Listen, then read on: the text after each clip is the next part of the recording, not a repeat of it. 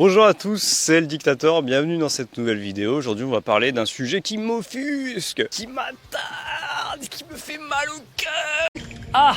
Pourquoi le wokisme ou le gauchisme a ruiné le milieu du stand-up? Je vais t'énoncer 5 raisons.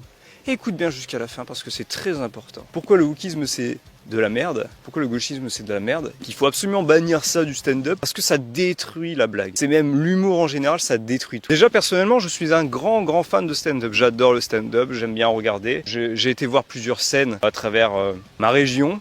J'ai été en voir à Lille, j'ai été en voir à Arras. J'aime beaucoup le stand-up. Mais malheureusement, je me suis pas trop attardé à ça parce que il y a des choses qui me plaisent pas en fait. On est très loin du stand-up des années 80, 2000. Avec Coluche par exemple, on pouvait tout dire et n'importe quoi et c'était bien, on se marrait bien, on se fendait la poire. Aujourd'hui le stand-up c'est beaucoup plus mesuré, beaucoup plus censuré. Aujourd'hui à cause du wokisme et du gauchisme, voilà, je voulais pas lier politique mais forcément ça n'a que lien en fait. Par exemple un stand-up, je ne peux pas aller le voir à Arras, contrairement à Lille qui est un peu plus ouvert où il y a un peu plus de monde. Une chose qui m'offusque absolument dans le stand-up et je suis contre ça, c'est la censure des mots. Pour moi, il n'est pas censé avoir de tabou ni d'interdit dans la blague. On est censé rigoler de tout, se moquer de tout, avec tout le monde. Je ne sais pas, il y a une sorte de vampirisation de l'humour où on peut plus faire de vannes sur les gays, sur les arabes, sur les blancs, sur les noirs. On peut plus faire ce genre de vannes et je trouve ça horrible. Honnêtement, ça perd tout son sens. Et même si certaines, je comprends, sont parfois lourdes, parfois c'est bien, ça fait du bien en fait. Un Bigard aujourd'hui en 2025 n'existe plus. Un Coluche en 2025 n'existe plus. Et ça m'offusque.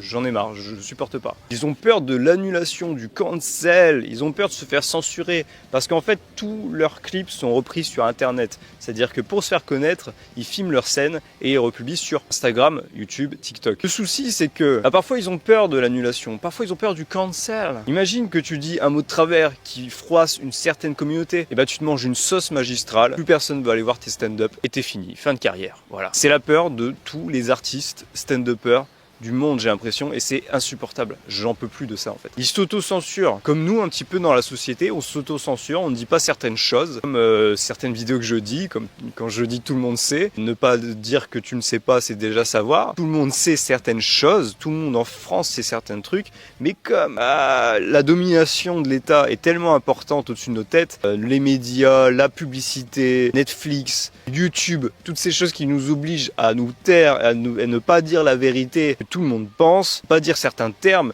juste évoquer certaines ethnies, certaines religions nous fait peur. C'est pas normal, ce n'est pas normal et il y a une certaine d'autocensure aujourd'hui dans le stand-up. Écouter des films, écouter des films des années 80-2000, on s'insultait de pédé, on s'insultait de bougnoul et c'était normal, c'était ok, c'était bien, c'était joyeux. Mais aujourd'hui la gauche et le wokisme ont rendu ça inacceptable alors qu'en fait c'est plutôt drôle. Et même nous les blancs, on accepte la critique, on accepte la moquerie si par ailleurs elle est faite dans tous les sens. Sauf qu'en fait, il y a certaines communautés qui se sont dit ah non, je veux pas qu'on me critique moi. Bah du coup, moi je veux pas qu'on me critique moi non plus. Et là, ça a créé une sorte de wokisme dégueulasse où personne se critique, tout le monde se tape sur la gueule. C'est beaucoup plus méchant. Alors que parfois, on a juste besoin de rire. Juste rire nous fait du bien. On a une perte complètement d'authenticité. On va dire, les gens se lissent. Les gens deviennent tous pareils. Il y a juste à voir ce que devient le milieu du stand-up aujourd'hui. C'est pas drôle. Le milieu du stand-up français n'est pas drôle. Il y a quelques personnes qui sortent du lot. Dieu merci d'ailleurs, ils sont exceptionnels. Ils essayent de casser les tabous, ils essayent de rigoler,